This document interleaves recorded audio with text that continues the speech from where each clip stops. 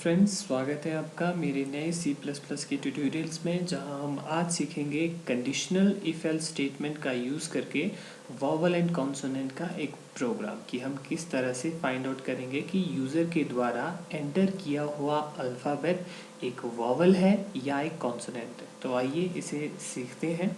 सबसे पहले मैं अपनी आईडी ओपन कर देता हूँ। तो सबसे पहला काम है आपके पास फर्स्ट लाइन जो हम करते हैं, इसमें अपनी हेडर फाइल इंक्लूड करना, #include। और हेडर फाइल यूज़ की जाती है C++ के अंदर, विच इज़ ऑब्वियसली जो आपको पता होगा IOStream।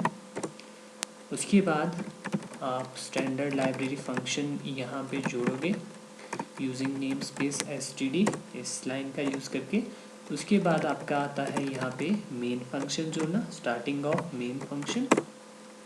अब सबसे पहला काम है आपका डेटा टाइप और वेरिएबल डिक्लेरेशन। तो काइंड ऑफ वैल्यू जो हम यहाँ पे पुट करना चाहेंगे विच इज़ कैरेक्टर। उसके बाद एक वेरिएबल, इसका नाम हम AB देते हैं और एंटर करते हैं। उसके बाद एक आउटपुट मैसेज हम प्रिंट करेंगे जो स्क्रीन में सबसे पहले हमें दिखेगा काउट और इंसर्शन ऑपरेटर का यूज़ करके डबल कोट्स के अंदर /n, ताकि स्क्रीन में थोड़ा नीचे से ये लिख के आए, प्लीज़ एंटर एनी अल्फ़ाबेट। ये हम यूज़र को मैसेज प्रिंट कर रहे हैं कि कोई अल्फ़ाबेट आप इनपुट करो, और इन फंक्शन का यूज़ करके हम AB नाम का जो एक वेरिएबल हमने डिक्लेयर किया है यहाँ पे, तो हम उस पर वैल्यू एंटर करवाएंगे। उसके बाद अगला काम आता है डिसीजन लेना। तो डिसीजन लेने के लिए हम करते हैं इफ़ कंडीशनल स्टेटमेंट का यूज़, पैरेंथेसिस ऑन। अब इसके अंदर हम अपनी कंडीशन डालेंगे।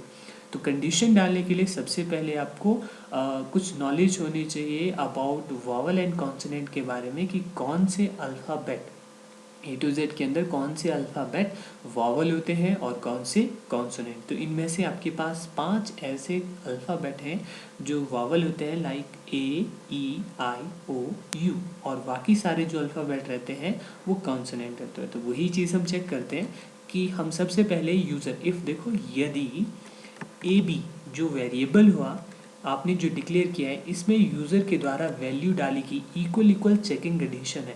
अगर आप एक सिंगल इक्वल यूज़ करते हो तो ये एक as a assignment operator use किया जाता है।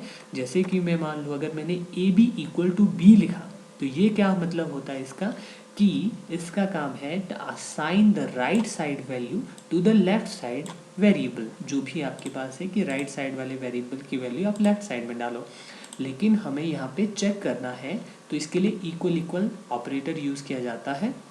और चेकिंग कंडीशन की AB के अंदर जो डाली गई वैल्यू है क्या वो बराबर है, टेक्स्ट अगर है आपके पास चेकिंग के लिए, तो आप उसको सिंगल कोट्स के अंदर इस तरह से लिखोगे। अगर आप न्यूमेरिकल वैल्यू के लिए कंपैरिजन करना है तो आप सिंपल नंबर इस तरह से पुट करोगे, ठीक है।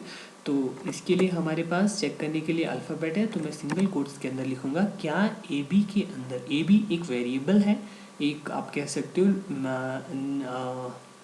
Memory location, name of memory location in the computer. तो वो आपके पास क्या रहता है, AB, ये जो आपने नाम यहाँ पे डिक्लेयर किया गया है। तो हम ये चेक कर रहे हैं क्या AB नाम के वेरिएबल के अंदर डाली गई वैल्यू बराबर है A के। और उसके बाद सेपरेशन के लिए हम और ऑपरेटर लगाएंगे, क्योंकि अभी आपकी 4 और कंपैरिजन बाकी है। तो हम वही भी जल्दी से लिख देते हैं, AB == नेक्स्ट इज I बराबर हो I के, और AB == हो I, उसके बाद AB == हो O, और AB == हो U।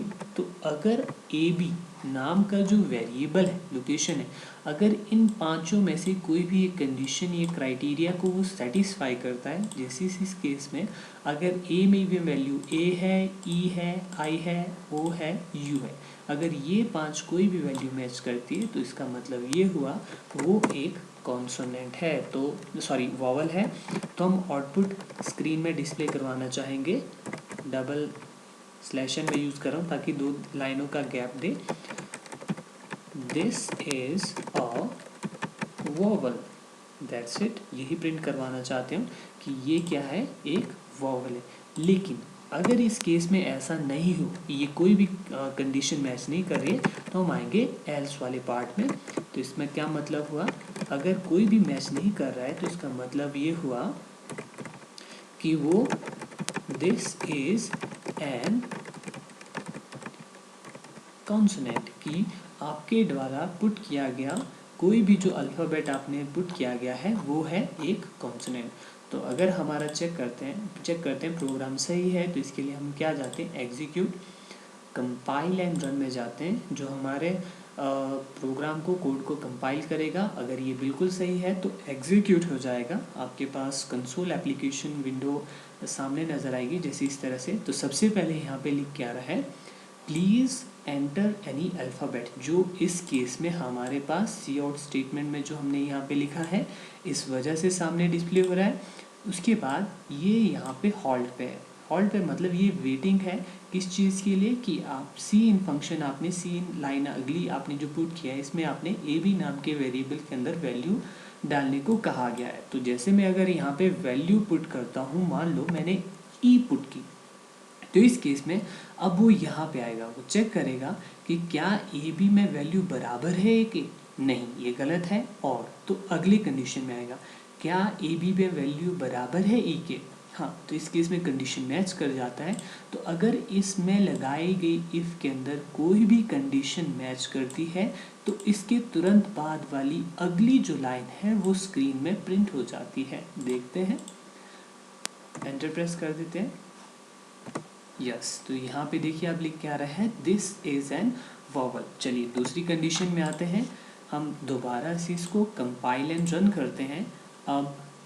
अब इस बार हम क्या करते हैं, कोई दूसरी वैल्यू पुट करते हैं, मतलब बजाय इन 5 वॉवल के। तो चेक करते हैं, तो इस बार दोबारा से वही स्टेटमेंट सामने आ रही है। तो इस बार मैं वैल्यू पुट करता हूँ, मान लो x। इस केस में क्या है, आपके पास इनमें से किसी भी एक कंडीशन से मैच नहीं कर रहा है और हमारे हिसाब से भी ये क्या है, एक कॉन्सोनेंट है। तो क्या है, अगर कोई भी कंडीशन यहाँ पे मैच नहीं करता है तो उसके जो अगली लाइन है वो उसको स्किप कर देता है और एल्स वाले ब्लॉक में आ जाता है, जिसमें इस केस में हमारे पास कोई कंडीशन नहीं है, बस ये वाली लाइन प्रिंट करो, यही चीज़ है। तो हम इसको चेक करते हैं, एंटर प्रेस कर देता हूँ मैं, यस, तो यहाँ पे देख रहे हैं दिस इज़ एन कॉन्सोनेंट। तो हमारा प्रोग्राम सही तरीके से काम कर रहा है, which means this program is correct. तो thank you, thanks for watching.